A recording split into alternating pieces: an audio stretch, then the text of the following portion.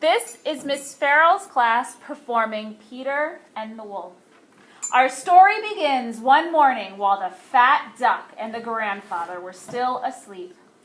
Peter walked out through the garden, opened the gate, and skipped out into the meadow. In a tall tree in front of the garden wall sat a little bird who was Peter's friend. And the bird called out, "Do you hear how quiet it is?" Meanwhile, the fat duck woke up, and he saw that the garden gate was open. "Ah, the day has begun well. Now I could take my bath in the middle of the pond in this wonderful meadow." And she waddled past the bird into the pond. Now the little bird was angry because the duck didn't say good morning. So the bird flew down next to her and flapped his wings. "What kind of a bird are you? You can't even fly," said the bird. And the duck yawned. "Oh, what kind of a bird are you? You can't even swim." So she stuck her tongue out at the bird and continued to swim in the pond. They argued and argued, the duck paddling in the water and the bird skipped out on the shore. But then suddenly Peter, who was watching nearby, saw his cat sneaking through the grass. "Oh, how I love little birds," thought the cat, "especially with breakfast, with white bread and with milk." "Look out!" cried Peter. And as quick as lightning, the bird flew up into the tree, while the duck quacked and stuck her tongue out at the cat from the middle of the pond. "You will be sorry for that," thought the cat, licking her lips.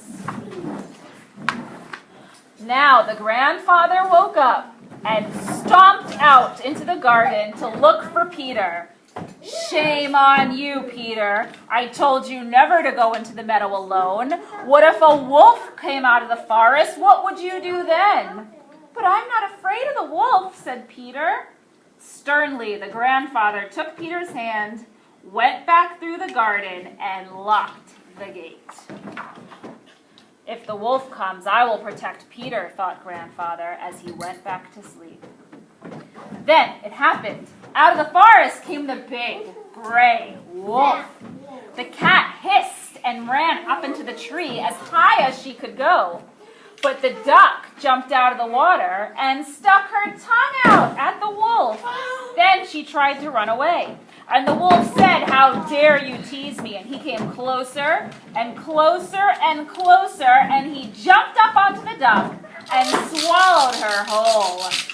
The cat watched and the bird from the tree. "Now the wolf has his eye on you," said the bird to the cat. The wolf went under the tree and was looking up at the animals. "Come on and let's play," said the wolf in a friendly voice, up at the cat with his big red eyes. Peter was watching through the locked gate. "I'm not afraid of the wolf," he thought, and he ran out to get something from the house. In no time at all, he came back with a rope and he climbed up the garden gate and onto the stone wall. Then he grabbed a hold of a branch and swung up into the tree. "Don't just sit there," he said to the little bird. "Tickle the wolf's nose, but don't let her catch you." And the bird said, "I'd rather tease the wolf than get eaten by the cat." So the bird flew down and landed on the wolf's nose. Now the wolf got angry and snapped at the bird, but the bird flew away just out of reach. The wolf snapped and snapped again, but he still could not catch the bird. Meanwhile, Peter tied a rope on one end into a loop, and when the wolf came close, Peter slipped the loop over the wolf's tail. When the tail was in place, Peter pulled the rope towards him.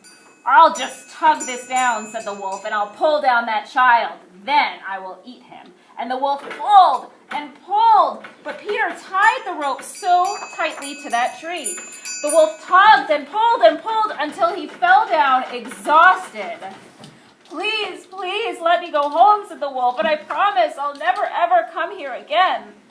Just when he said that, the hunters came out of the forest. They saw the wolf and got terrified and started shooting into the air. "Stop that shooting," said Peter. "We've already caught the wolf and we're taking him back to the forest." The hunters were ashamed. "Come with me," said the bird, and then everyone started the parade. First came Peter, and behind him marched the hunters. followed by the big, tired wolf. And last came Grandfather with the cat and the bird. And then the duck was moving around so much in the wolf's belly that the wolf coughed her out, and she joined the parade too.